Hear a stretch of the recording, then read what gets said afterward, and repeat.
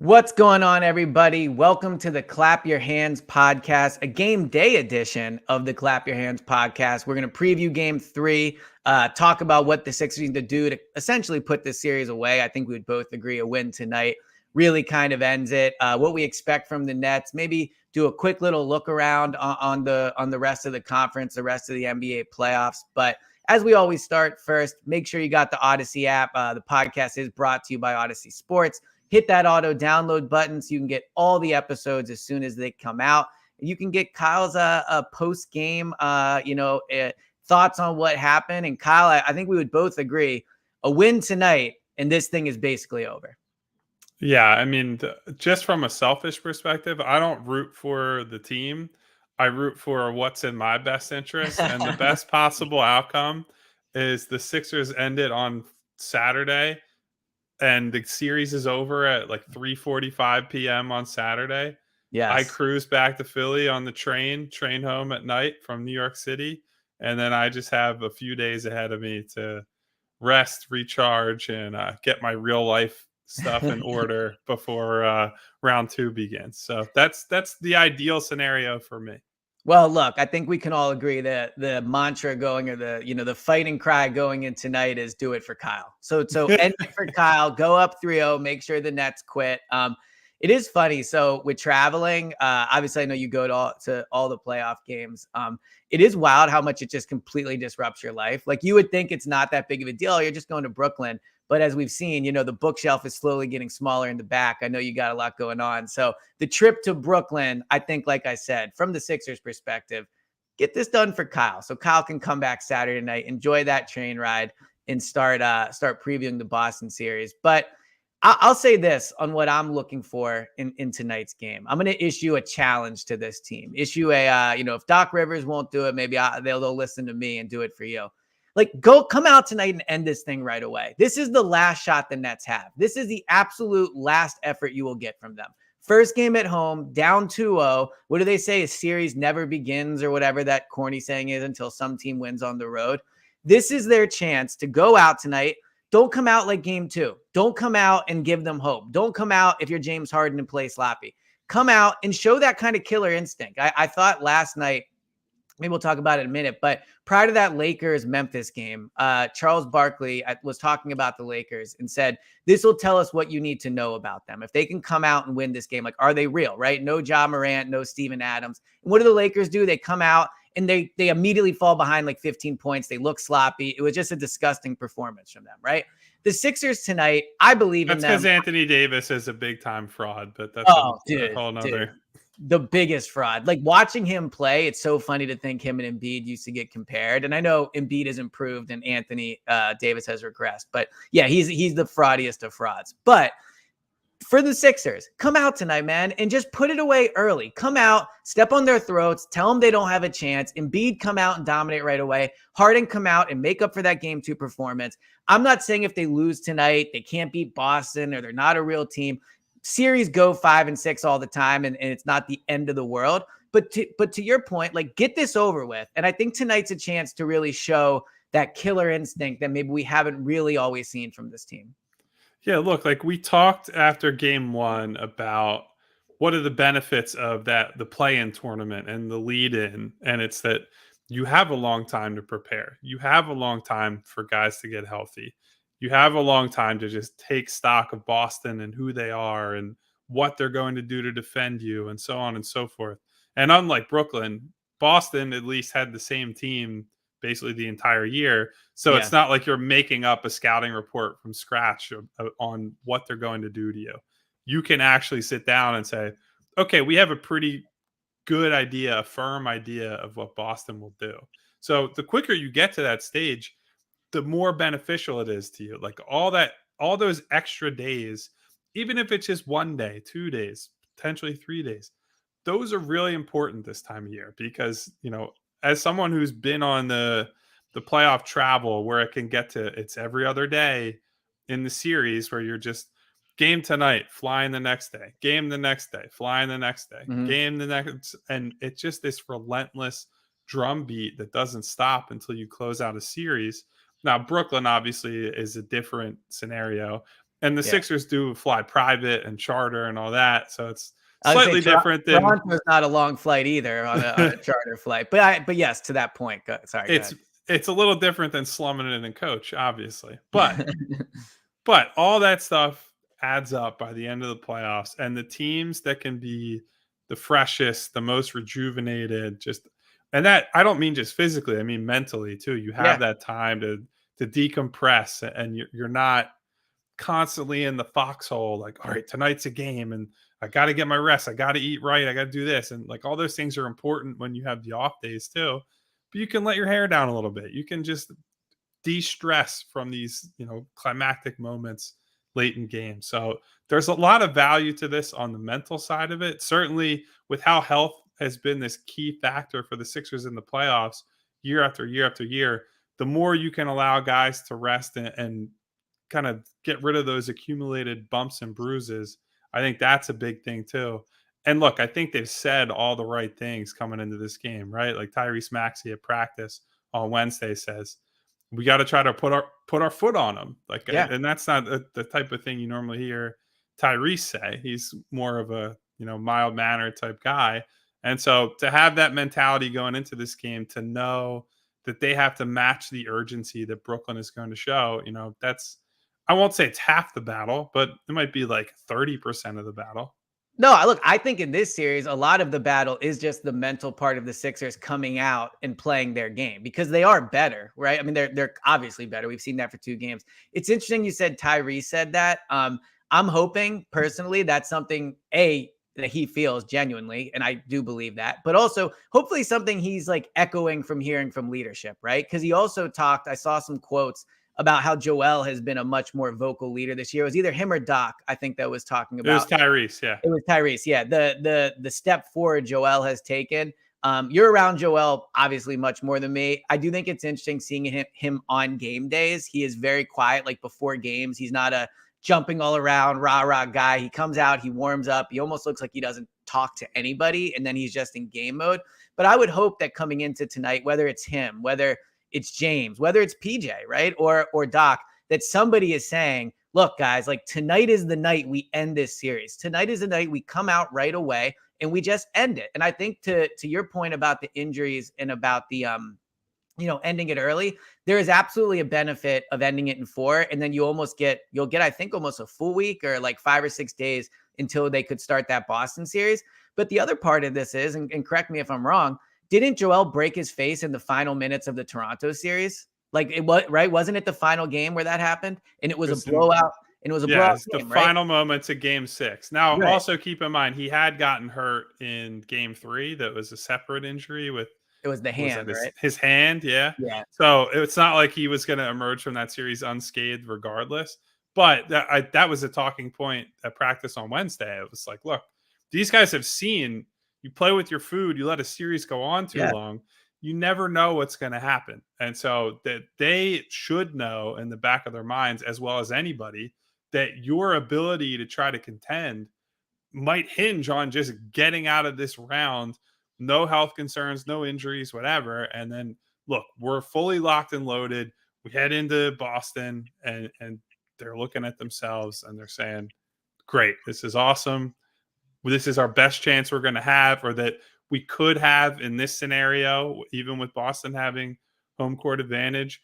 And like, look, if you win a confident, comfortable 4-0 against Brooklyn, I know that everybody's expecting them to win, but just that, it's that little mental boost. Like, yeah, we are the team that people said we are and that we believe we are. We looked at a team that's not as talented as us, and we just quickly escorted them out the door. That's what you want to feel if you're the Sixers. Well, the quote I've been thinking about is the one you relayed from James Harden, where it was, when you win in the playoffs, you feel like you're never going to win it. You're never going to lose again. And when you lose, it feels like you'll never win again. I can say I believe in the team. You can tell people they should believe in the team. Fans can say it. We all know that this team is on thin ice when it comes to fan belief, right? So if they come out tonight, James plays poorly again, they lose the game, you can't tell me that. I mean, no one will say they're going to lose the series, but of course people will come out and say James doesn't look good, So to your point, I think for a team that has a ton of emotional and mental baggage with this playoff run, winning in 4 would be really big. So let's actually just get into the game for a minute. I think the main thing with this series has been, how are they going to play Joel? We saw in game one, they kind of blitzed him right away, doubled him as soon as he got the ball. Game two, very similar thing, maybe some slight variations on when they did it, how quickly they kind of went to him. I'm curious in game three, both from being at practice, but also as someone that has completely called this series correct on what he expected. What do you think for game three tonight? Do you think you see a big change? Is this more on one-on-one Joel where he has to carry him? What do you expect to see? If I had to guess, it's going to be more of a mix of stuff, because clearly at the end of that game too, they went away from the doubles. Now that's not to say they didn't double him at all at the end of the Mhm. fourth quarter, but it was, a decent amount of, hey Joel, we're going to let you go against single coverage with Nick Claxton or Royce O'Neal or any number of other people guarding him. So, I think we'll probably see more of that if I had to guess. I don't think ideally they don't want to show him one look and say, this is it and this is how you read it and this is where you pass the ball every time, right? Because that's where they've gotten in trouble. In the third quarter of game two, it was so easy because they got the ball to Joel, the double came, he turned, corner shooters open, bang. And even if that guy's not taking the shot, he's beating the closeout. He's making the quick pass to Tobias in the dunker spot. Like, it just became almost a robotic, automatic type offense for the Sixers. Now that's very good on their end, very bad on Brooklyn's end. So I think they'll probably want to disrupt that a little bit. I know Joel actually said after the game, he's like, they didn't really change anything. Like, they've just been doing the same thing. Yeah.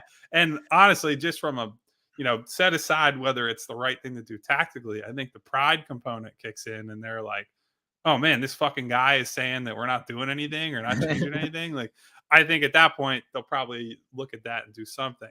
The message that I've seen coming out of Brooklyn seems to be, they want to prioritize running more and setting the pace, and that's sort of been the thing the whole series. Like Jacques Vaughn has said, we want to make them play on our terms. Like, the whole reason that they're doubling Joel Embiid is because when Joel gets the ball and you single cover him, he runs the clock down. It's a lot of sizing a guy up, using his jab step, his pump fake, waiting for somebody to jump and either going by him, drawing the foul, or just taking a jumper over somebody. Now, if you double him, you're making him play faster. That hasn't really been a disadvantage for Philly so far, but the Nets seem to think that the faster the game is played, the more it tilts toward their favor. So I do think pace is going to be a big priority. I know a few of the Nets writers have inquired about whether Cam Thomas is going to get minutes in game Yeah, 3 I'm or seeing 4. that. Yep. He obviously is like he's like the ultimate Elliott Shore Parks Oh, player, just don't the tell me. ultimate bucket guy. Yep. I don't remember if I said it on the podcast. I know I said it on Press Row that Tyrese Maxey had a game that was like the Cam Thomas dream. He had like 23 points, 0 rebounds, 0 assists through Yeah, 3 my kind quarters of in game. game Yeah. 2. And that is sort of, oh my God, that's Cam Thomas. It's like waking up in the middle of the night in a fever sweat. Just, oh, I wish I could have that. So I guess we'll see if they go to him, but it doesn't seem like Vaughn is particularly inclined to play him more. And if you play Cam Thomas, this is one of the big problems facing the Nets in this series. Cam Thomas or more Seth Curry or more Joe Harris, all those guys add offense and shooting in different ways, but they all have the same problem in that James Harden on an island can destroy those guys. And even if James Harden isn't killing them, there was a lineup out there to start the fourth quarter in game 2. It was like James, DeAnthony, Jalen McDaniels, and I'm forgetting one other guy, and Paul Reed. But every single one of those guys are guys that I was like, if Seth Curry is guarding them, I would give that guy the ball and just say dribble at that motherfucker, because Seth Curry can't guard anybody. And if you Yeah. have 4 guys who can reasonably handle the ball, and the Nets are just kind of letting that isolation. Oh, it's Tobias Harris was the 4th guy who I absolutely trust. Yeah, You it's a put cook Seth staff. Curry Yep. in the mid post. Tobias is just going through him. His only chance is just flop and try to draw an offensive foul, essentially. So if the Nets play those types of guys, the Sixers have the personnel to say, we don't even really need to do anything complicated. We'll force a switch. we'll give it to one of these other role players who's capable of attacking this guy one-on-one. And so I don't really see the path for Brooklyn, but they're going to have to try something because, they've done the hard doubles. Those haven't worked. They tried small ball, and that worked for a period last game, but ultimately having to hard double Joel on every possession because of that makes it basically impossible to stop the Sixers from getting an open shot. There are not really many cards left that they have to Yeah. play. So the last question I had for you about tonight's game, but it's a little big picture. I don't think we talked about in the last pod probably as much as we should have. James Harden hasn't shot a free throw in this series. You talked about how if they go with a lineup that has more Seth Curry, Joe Harris, whoever, that Harden is someone that should be able to cook them. Really anybody, but you would hope Harden. What do you think of the no free throw thing? Do you think it's fluky? Because he is going to the basket. We can't say he's missing all these layups and then say he's not going to the basket. So maybe it's fluky. Do you think he's avoiding contact? Just what do you think of the no free throw thing? Well, I do think that he has not gotten the most favorable whistle. Mhm. That can just happen sometimes. Right. It's only 2 games. It's not a large sample size. Yeah, and what I would say to that, though, because the Sixers have played up that angle quite a bit, is okay, he hasn't gotten a favorable whistle. Maybe he's just not going to. And he's going to have to adjust to that reality, Mhm. right? Like over the last couple years, some of the stuff that he likes to do that has powered him on offense for a long time, or been a part of his repertoire for a long time, has gotten cut down on by the NBA. I won't say it's been eliminated, but they tried to cut down on the theatric drawing fouls, or foul Yeah. drawing, I should say, where James is like over exaggerating contact, and the league has tried to go away from that. Now, they're not always the best at doing so. Guys like Trae Young still find a way to draw those calls. And I do think there might honestly be an effect of like, okay, the officials give Joel the like MVP level respect, and they're just not going to give another guy on the Sixers those type of star level calls. So maybe Yep. it's just a commentary on where James is at in the league hierarchy. People can dismiss that or dispute that if they want to, but I would imagine that plays at least a small role. But honestly, I just published an article at Philly Voice, and I looked at a lot of Doc talked at practice on Wednesday and said, some of James's problems, or some of the way we can help him, is that our spacing was just bad in the first half of game 2, and there are a lot of times where James would go to score or go to drive, and it's one thing to have multiple defenders in the paint, but we had our guys, multiple James teammates in the paint, and that can't happen. I'll tell you, I looked through the tape of his shot attempts and his turnovers from the first 2 games. There might be like one example where Mm. there are 2 teammates in the paint. And look, when that happens, it's hard for him to do much of anything, right? You get there and there's 4 bodies near the rim.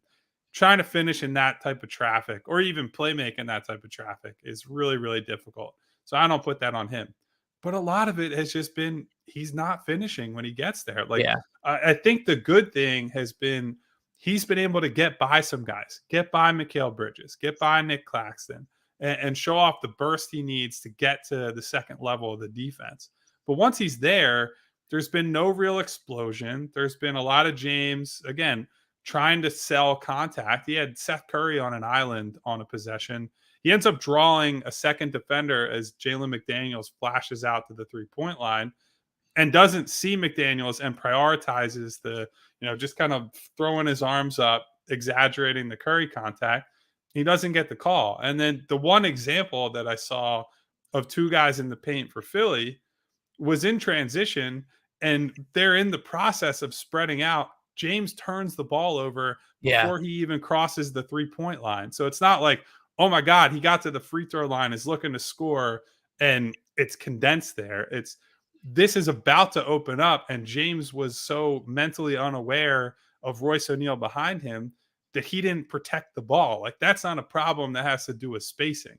That has to do with James just not having a good floor sense of where everybody's at on the court. So I think the more I've looked at it, the more disappointed I've been with his play inside the arc. I Interesting. don't I don't really agree with, I'm sure some of it with Doc because he's trying to protect this guy, right? Like, he's not going to go out there and say, Yeah, James has sucked and he needs to be Right. better. Well, we saw this He's with got Ben, right? Like he defended Ben for years. So we know that Doc is never going to do that at the right. podium. It just Especially doesn't Paul Reed. benefit him to come out and be truly honest about it, Right. right? He never does. And Yep. look, there's also some truth to there are times when their spacing has to be better. I do think that's impacted trying to get the ball to Joel more than it is James, because I think if you look at it, when James has a isolation against somebody and the Sixers see he's looking to score, I think honestly they've done a pretty good job of like PJ will clear out, or Jalen McDaniels will Mhm. clear out, or Tobias will, like whoever it is, will move out of the way and move into a spot that is best suited to be there for a drop off from James. So I would say I'm relatively concerned about where James is at as a finisher. And, we'll see if it comes around here. Maybe it's just a fluky 2-game sample, but Right. I am not feeling great about it right now. Well, that was a concerning answer. Not the answer I was hoping for. All right, so I know you have to get to Brooklyn. So the last thing, the literal last question, I guess, unless you have a Giannis take, I think the Giannis back injury is concerning and really good news for the Sixers. So I think that's the biggest news that's going to happen in this first round.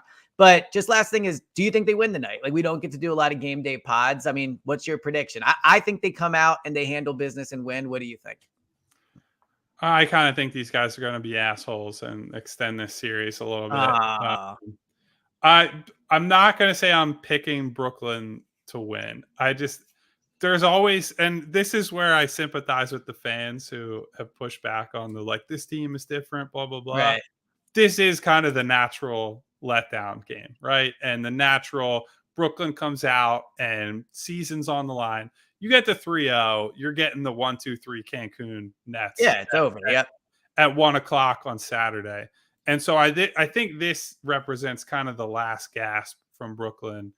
I do think the Sixers, maybe not Tyrese Maxey, who's thinking about putting the foot on them, but I think the Sixers overall, there are a lot of vets on this team who are probably like, we don't need to take these guys that seriously. And there is justification for that, right? Like, I think Brooklyn has played pretty well the first 2 games relative to Yeah. expectations. And the final outcomes are not really that close in the end. So I think maybe Brooklyn is able to steal this one here and just sets up for the most annoying and unnecessary game 5 at the beginning of next week. They'll lose like a few days off, and it's not a huge deal if it happens, but Yeah. what I always think about, again, this is the selfish Kyle Neubeck perspective, The only is perspective to have, Kyle. what is the most annoying thing they can do for me and to me personally, and Yeah. it's just to play one more game. So Yep. Well, I always think about that when the Eagles schedule is about to be released, and my wife's like, "So when are we going to be free in the fall?" And I'm like, "Well, I guarantee you this: the schedule will come out and make my life tough." But so let's wrap this up. I agree that this could be annoying tonight, but again, my challenge for them is come out, don't do what you did in game 2. I think your point about them not taking them seriously, we saw that in game 2. Don't do it again. Come out tonight, win the game, let Kyle go home on Saturday, get this thing over with, make people believe in you. And hopefully tomorrow, when we're doing our post-game pod, this is what we're talking about. We're talking about we're impressed how they came out and how they handled this. So thank you, everybody, for listening. Obviously, enjoy the game tonight, the game day pod. We will be back with you tomorrow with your post-game pod to hopefully talk about a win. The best way to get that quickly is to hit that auto download button. You get them first, you get them quicker. Get the Odyssey app. And as always, brought to you by 94 WIP. In Philly voices, Kyle Neubeck. Kyle, I will talk to you next time, man. I will see you guys from New York very Yes. soon.